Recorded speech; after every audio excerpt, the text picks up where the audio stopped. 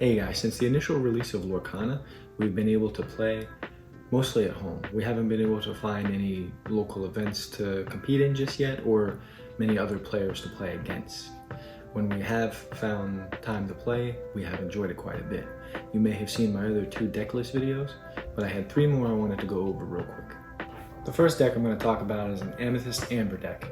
The first part of this deck is the low value aggro cards that will get us some early advantage. So there's the 1-cost Maleficence, the 1-cost Lilos. One of those happens to be missing right now. Just tried looking around for it, can't happen to find it. And then we also have the 2-cost Pinocchios that quest for 3. These are all uninkable, so it does slow you down a little bit if you start with too many, so you want to make sure to only start with a few. And then to protect those, we have our bodyguards. So we have Maximus and Simba. Simba is perfect in the deck because he's also a low cost, and you can get him out early, and there's other synergies with him being a 2-cost on our Stitch side. Maximus is a lot bigger, but he's still a great bodyguard because of his support, which can also turn the game around in other ways depending on the situation. As an additional resource, we do have cards to help return things, like Arthur, Madam Mim, the Purple Dragon, and the Fox. These will help us recur our advantage, and to increase our hand size, we have Maleficent and Merlin. Playing these will give us draws, and we can recur those with our return cards, and the return cards can also help support our lower cost cards. We have the Stitch package with New Dog, Rockstar, and we also have the Carefree Surfer. So we have a good number of the Stitch cards in the deck, and because the deck has a lot of low costs, the Rockstar can really shine in here. So there's a lot of draw power in general. We don't want to play out our hand and then have nothing because everything's so low.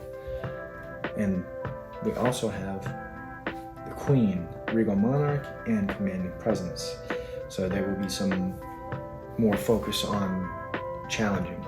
Because this deck is entirely characters, it can backfire, but it's definitely fun if played right. Next up, I'm going to talk about my favorite color combination. It's a Ruby Sapphire deck. It's a very challenge focused deck, and it has a lot of potential.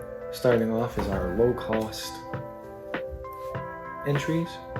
We got Gaston, Popsicle, and Felicia. These will get us going a little early and have something to stick on the board. Other than that, we want to ramp so we can get to the later game. And we have Fishbone Quill and 1 Jump Ahead. Those will allow us to play our bigger cards more towards the mid and end of the game, where we're focusing. For our mid game, we're looking to play Queen of Hearts, Sense of Weakness. And we have her earlier shift from form. Because we're playing the Queen of Hearts, we are running other rush characters, including Scar vs. Cheetah and Maui Hero to All. Our other weapons in the deck also include Let It Go, Lady Tremaine, and for some last minute digging, we have Gaston. A lot of these cards can work well together in the deck and interact and support each other in multiple different variations. Our final pieces are Jasmine, Queen of Agrabah, and Hera of Agrabah. We run these couple of supporting heal cards to really let our Scar shine. In all, there are a lot of cards I like in this deck, and I really have fun with the way that it works. The last deck had a large number of combinations, but this next one has one solid strategy. The main goal is to focus on getting lots of ink out early game, and then splashing a whole new world to throw lots of value that our opponent can't keep up with. For our ink, we have Belle, Strange but Special. She's our main go-to, and if we see her, we're definitely going to play her. The end result is to hopefully quest for 5. For more ink, we have Fishbone Quill, 1 Jump Ahead, and Winnie the Pooh. To keep our Belle and Winnie the Pooh safe, we have some bodyguards in the form of Donald Duck and Mickey Mouse. Playing them as supporting pieces shouldn't be too hard with our early ink. And our backup plan if the Belle fails is Alice, Grow and Grow. To support the Alice, we have Ariel, Who's It Collector. So we're going to want to play items. We have a couple of items right here, such as Popsicle and Magic Golden Flower. We don't need too many items because we have a lot of draw power to make sure that those items come out. For more draw power, we have Haran Flaversham and Maurice, world famous inventor.